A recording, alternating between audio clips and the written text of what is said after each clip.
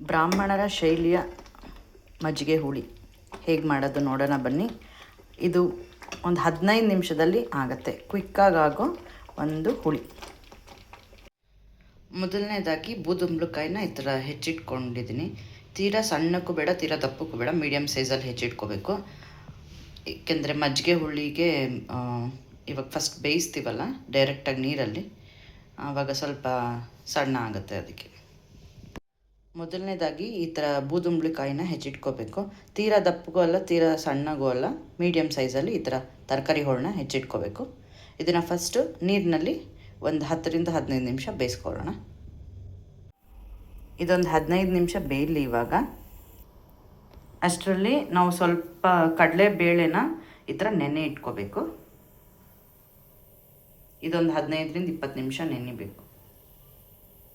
ಬೂದುಂಬಳಕಾಯಿ ಮಜ್ಜಿಗೆ ಹುಳಿಗೆ ಬೇಕಾಗಿರೋ ಸಾಮಾನು ಅಂದರೆ, ಬೂದುಂಬಳಕಾಯಿ ಇವಾಗ ಏನು ಬೇಯಿಸ್ಕೊತಿದ್ದೀವಿ ಅದು, ಕಡಲೆ ನೆನೆ ಹಾಕಿದ್ದೇನು ಅದು ಒಂದು ಸ್ವಲ್ಪ, ಎಣ್ಣೆ, ಜೀರಿಗೆ, ಇಂಗು, SSP ಇಂಗು ತೊಗೊಂಡಿದ್ದೀನಿ ನಾನು.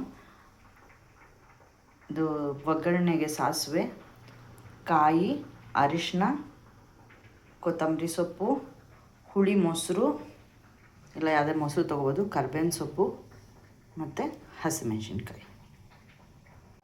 ಇವಾಗ ರುಬ್ಕೊಳ್ಳೋಕ್ಕೆ ಮೊದಲನೇದಾಗಿ ಈ ಥರ ಹೆಚ್ಚಿಟ್ಕೊಂಡಿರೋಂಥ ಕಾಯಿನ ಹಾಕ್ಕೊತಾ ಇದ್ದೀನಿ.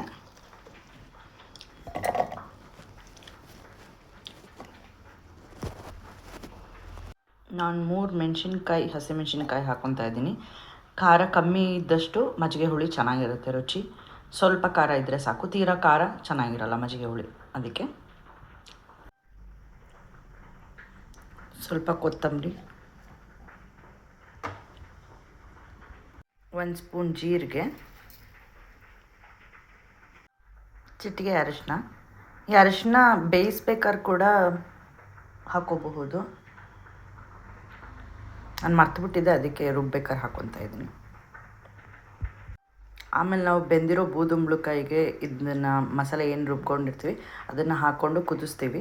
ಸೊ ಅದಕ್ಕೆ ಮರ್ತಿದ್ದೆ ಆಗಲೇ ಬೇಯಿಸೋಕ್ಕೆ ಹಾಕೋಕ್ಕೆ. ಇವಾಗ ರುಬ್ಬಕ್ಕೆ ಹಾಕಿದ್ದೀನಿ, ನೋ ಪ್ರಾಬ್ಲಮ್. 4 ಕಾಳು ಮೆಣಸು. ಫೈನಲ್ಲಾಗಿ ಏನು ನೆನೆಸಿಟ್ಕೊಂಡಿರ್ತೀವಲ್ಲ ಕಡಲೆಬೇಳೆ, ಅದನ್ನು ನೀರು ಸಮೇತ ಹಾಕ್ಕೊಂಡು ರುಬ್ತಾಯಿದ್ವಿ. ಈಗ ರುಬ್ಬಿದಾಗಿದೆ. ಇದನ್ನು ನಾವು ಬೆಂದಿದೆಯಲ್ವ ಆ ಬೂದುಂಬಳಕಾಯಿಗೆ ಸೇರಿಸ್ಬೇಕು.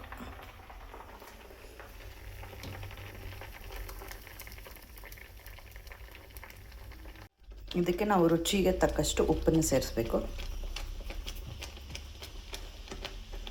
ಇವಾಗ ಒಂದು 2 ನಿಮಿಷ ಕುದಿಯೋಕ್ಕೆ ಬಿಡೋಣ. ಇವಾಗ ಒಗ್ಗರಣೆ ಮಾಡ್ಕೊಳ್ಳೋಣ ಬನ್ನಿ. ಮೊದಲನೇದಾಗಿ ಒಗ್ಗರಣೆಗೆ ತುಪ್ಪ ಹಾಕ್ಕೊಂಡಿದ್ದೀನಿ. ಇದು ಸ್ವಲ್ಪ ಕರಗಿದ ಮೇಲೆ ಇದಕ್ಕೆ ನಾವು ಇಂಗನ್ನು ಮತ್ತು ಸಾಸಿವೆನ ಹಾಕ್ಕೊಳ್ಳೋಣ, ಮತ್ತು ಕರಿಬೇವಿನ ಸೊಪ್ಪನ್ನ ಹಾಕ್ಕೊಳ್ಳೋಣ.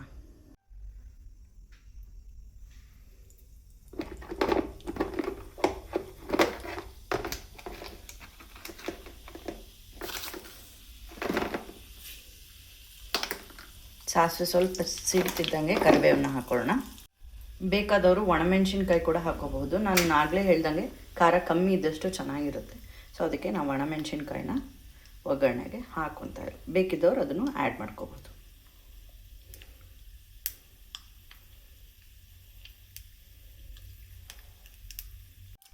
ಇವಾಗ ಸಾಸಿವೆ ಸಿಡಿಯೋಕ್ಕೆ ಬಂತು. ಇವಾಗ ಒಂದು ಸ್ವಲ್ಪ ಕರಿಬೇವಿನ ಸೊಪ್ಪನ್ನ ಹಾಕ್ತಾಯಿದ್ವಿ.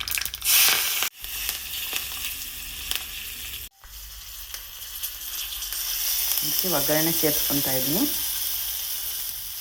ಇವಾಗ ಕಡೆಯದಾಗಿ ಹುಳಿ ಮೊಸರು ಏನಿರುತ್ತೆ ಅದನ್ನು ತೊಗೊಳ್ಳೋಣ. ನೋಡಿ, ಮೊಸರು ಎಷ್ಟು ಹುಳಿ ಇರುತ್ತೋ ಅಷ್ಟು ರುಚಿ ಇರುತ್ತೆ ಮಜ್ಜಿಗೆ ಹುಳಿ. ಇವಾಗ ಸೇರಿಸ್ಕೊತಾ ಇದ್ದೀನಿ. ಕಡೆಯದಾಗಿ ಮತ್ತೆ ಸ್ಟವ್ನ ಆನ್ ಮಾಡಿಕೊಂಡು ಒಂದು ಕುದಿ ಬರೋ ತನಕ ಕುದಿಸ್ಕೋಬೇಕು.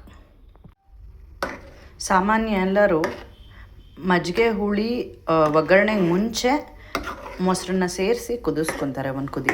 ಬಟ್ ನಾನು ಒಗ್ಗರಣೆ ಆದಮೇಲೆ ಸೇರಿಸ್ಕೊಂಡಿದ್ದೀನಿ. ಬಿಕಾಸ್ ಹುಳಿ ಮೊಸರು ಜಾಸ್ತಿ ಕುದಿಲೂಬಾರ್ದು, ಒಂದು ಕುದಿ ಕುದ್ರೆ ತುಂಬ ರುಚಿಯಾಗಿರುತ್ತೆ. ಅದಕ್ಕೆ ಬೇಕಾದವರು ನೀರನ್ನ ಸ್ವಲ್ಪ ಹಾಕ್ಕೊಂಡು ಕನ್ಸಿಸ್ಟೆನ್ಸಿ ನಿಮ್ಗೆ ಹೆಂಗೆ ಬೇಕೋ ಹಂಗೆ ಮಾಡ್ಕೋಬೋದು.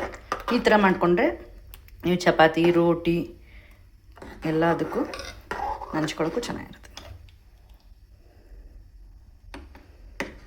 ಕುದಿಲಿ ಇದು 1 ನಿಮಿಷ.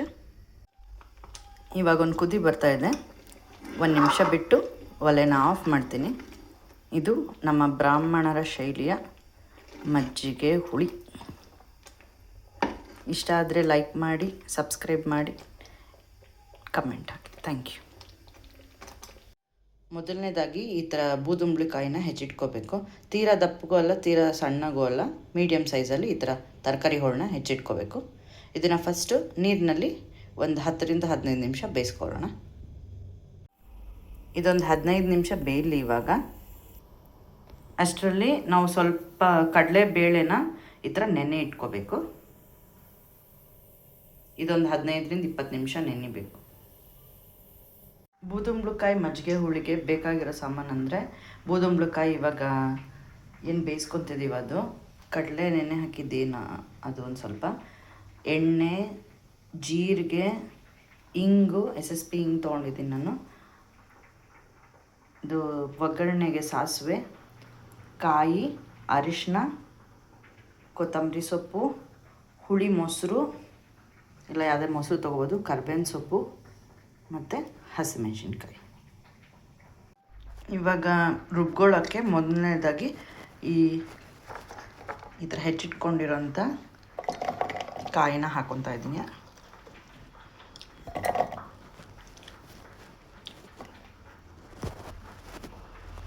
ನಾನು 3 ಮೆಣಸಿನ್ಕಾಯಿ, ಹಸಿಮೆಣಸಿನ್ಕಾಯಿ ಹಾಕ್ಕೊತಾ ಇದ್ದೀನಿ. ಖಾರ ಕಮ್ಮಿ ಇದ್ದಷ್ಟು ಮಜ್ಜಿಗೆ ಹುಳಿ ಚೆನ್ನಾಗಿರುತ್ತೆ ರುಚಿ. ಸ್ವಲ್ಪ ಖಾರ ಇದ್ದರೆ ಸಾಕು, ತೀರಾ ಖಾರ ಚೆನ್ನಾಗಿರಲ್ಲ ಮಜ್ಜಿಗೆ ಹುಳಿ. ಅದಕ್ಕೆ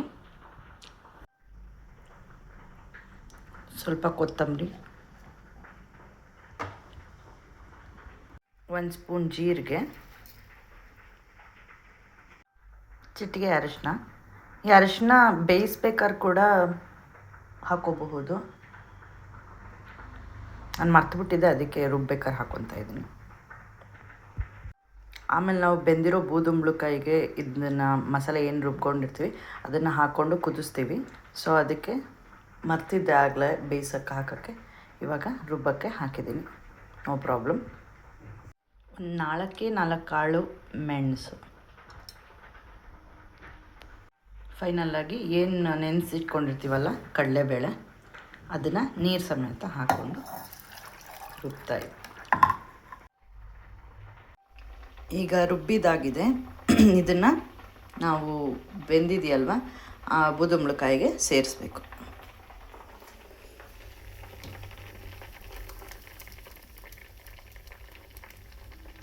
ಇದಕ್ಕೆ ನಾವು ರುಚಿಗೆ ತಕ್ಕಷ್ಟು ಉಪ್ಪನ್ನು ಸೇರಿಸ್ಬೇಕು. ಇವಾಗ 1-2 ನಿಮಿಷ ಕುದಿಯೋಕ್ಕೆ ಬಿಡೋಣ. ಇವಾಗ ಒಗ್ಗರಣೆ ಮಾಡ್ಕೊಳ್ಳೋಣ ಬನ್ನಿ. ಮೊದಲನೇದಾಗಿ ಒಗ್ಗರಣೆಗೆ ತುಪ್ಪ ಹಾಕ್ಕೊಂಡಿದ್ದೀನಿ.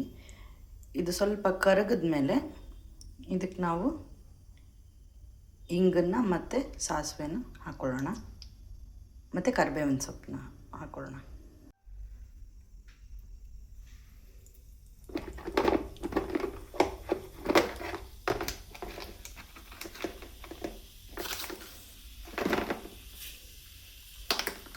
ಸಾಸಿವೆ ಸ್ವಲ್ಪ ಸಿಡ್ತಿದ್ದಂಗೆ ಕರಿಬೇವನ್ನ ಹಾಕ್ಕೊಳ್ಳೋಣ.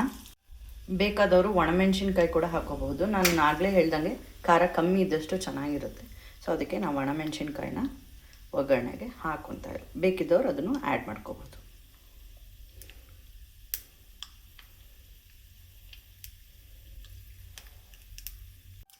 ಇವಾಗ ಸಾಸಿವೆ ಸಿಡಿಯೋಕ್ಕೆ ಬಂತು. ಇವಾಗ ಒಂದು ಸ್ವಲ್ಪ ಕರಿಬೇವಿನ ಸೊಪ್ಪನ್ನ ಹಾಕ್ತಾಯಿದ್ವಿ.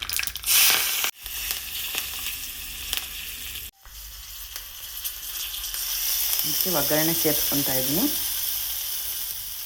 ಇವಾಗ ಕಡೆಯದಾಗಿ ಹುಳಿ ಮೊಸರು ಏನಿರುತ್ತೆ ಅದನ್ನು ತೊಗೊಳ್ಳೋಣ. ನೋಡಿ, ಮೊಸರು ಎಷ್ಟು ಹುಳಿ ಇರುತ್ತೋ ಅಷ್ಟು ರುಚಿ ಇರುತ್ತೆ ಮಜ್ಜಿಗೆ ಹುಳಿ. ಇವಾಗ ಸೇರಿಸ್ಕೊತಾ ಇದ್ದೀನಿ. ಕಡೆಯದಾಗಿ ಮತ್ತೆ ಸ್ಟವ್ನ ಆನ್ ಮಾಡಿಕೊಂಡು ಒಂದು ಕುದಿ ಬರೋ ತನಕ ಕುದಿಸ್ಕೋಬೇಕು. ಸಾಮಾನ್ಯ ಎಲ್ಲರೂ ಮಜ್ಜಿಗೆ ಹುಳಿ ಒಗ್ಗರಣೆಗೆ ಮುಂಚೆ ಮೊಸರನ್ನ ಸೇರಿಸಿ ಕುದಿಸ್ಕೊತಾರೆ ಒಂದು ಕುದಿ.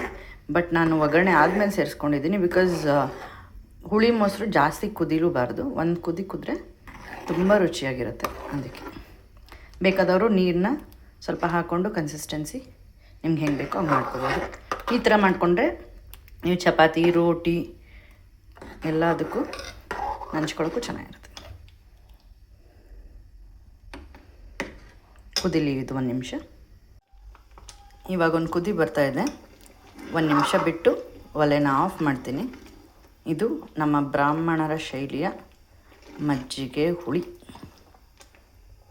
ಇಷ್ಟ ಆದರೆ ಲೈಕ್ ಮಾಡಿ, ಸಬ್ಸ್ಕ್ರೈಬ್ ಮಾಡಿ, ಕಮೆಂಟ್ ಹಾಕಿ. Thank you.